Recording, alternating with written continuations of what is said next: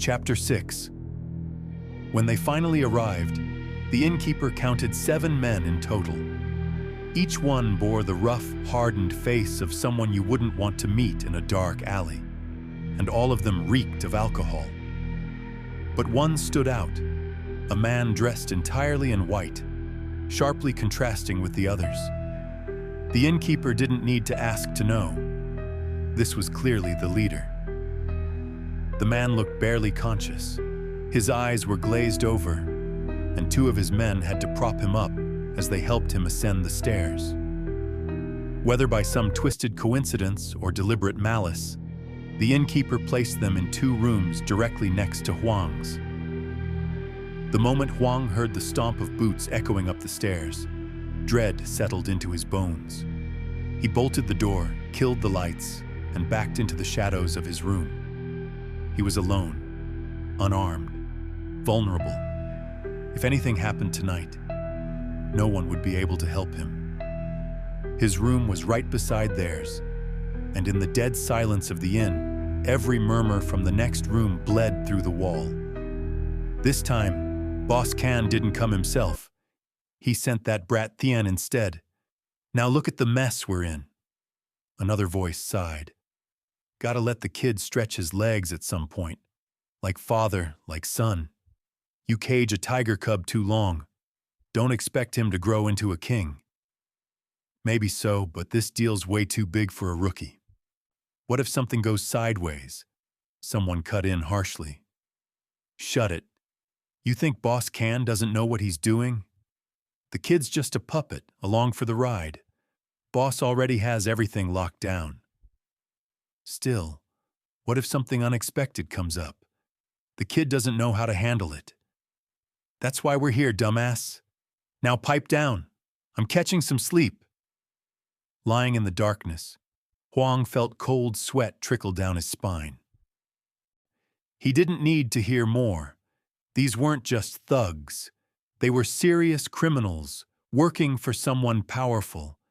They were planning something. Maybe a high-stakes deal, maybe smuggling. Whatever it was, it reeked of danger. People like this didn't just scare you. They erased you if you got in the way. By some cruel twist of fate, Huang had ended up right next door. One wrong move, one creaky floorboard, and it might all be over. Even if he survived the night, this was going to scar him forever. The ticking of the clock thundered in his ears, each second a war drum pounding in his chest. Ghosts were scary, but the monsters on the other side of the wall were worse. An hour passed. Silence. Maybe they'd passed out. The thought of slipping out now crossed Huang's mind. But what if the door squeaked? What if one of them woke up? He hesitated, then decided he had to go. If they found out in the morning that someone had been staying next door, it could be bad. Really bad. He moved slowly, carefully. One leg slid off the bed, toes just brushing the cold floor. Then came the sudden roar of a drunken voice from the next room. I want a girl. Where the hell are you guys? Go find me one, now! Huang froze, one leg still on the bed, heart thundering. Master Tien, you're awake. I said I want a girl. What the hell are you babbling about? Go! Sir, you've had a bit too much to drink. Maybe you should rest. We've got important business tomorrow. You bastard! You dare talk back to me? Want me to beat you bloody? The response came with a stammer. No, of course not. Please wait, I'll go find someone for you. Then move! I'm not waiting all night! A door slammed open. Heavy footsteps thundered down the hall. Huang's stomach sank. Was Tui, the innkeeper's daughter, in danger? Even if she was, what could he do? If they caught him outside, they'd kill him. Or worse. From upstairs, a voice boomed. Hey, innkeeper, get your ass out here. We need something. The innkeeper's voice trembled.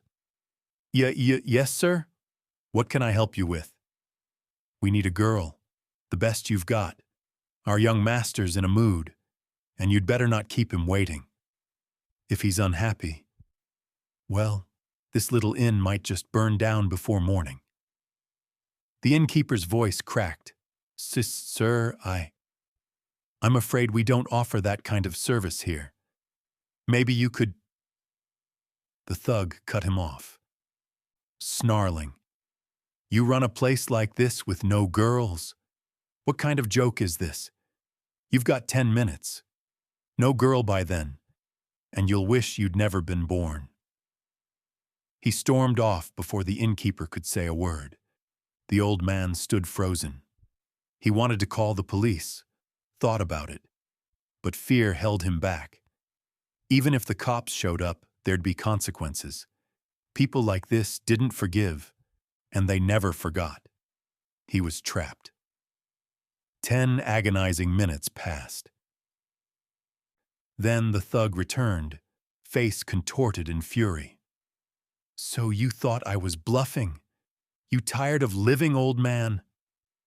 Please, sir, you've misunderstood. We really don't offer that kind of service. I don't even know who to call. Then beg for your life. The first kick hit like thunder, folding the innkeeper to the ground. He gasped, curled into a ball, but the blows kept coming. Fists smashed into his face, boots into his ribs. His wife, a heavy-set woman, burst from their room, screaming, "You bastard! What are you doing? Let him go!" To be continued in Chapter 7. Chapter 7, translated and adapted for Audible. Just as the woman reached the commotion, a slap as loud as thunder landed across her face. She stumbled back, collapsing face first onto the floor. Blood gushed from her mouth and nose, staining the tiles in crimson smears. The noise drew the attention of her 2 daughters, who rushed out of their room. The sight before them froze them in horror. "Hey you, stop it right now! If you lay another hand on them, I'm calling the police!" Tui shouted.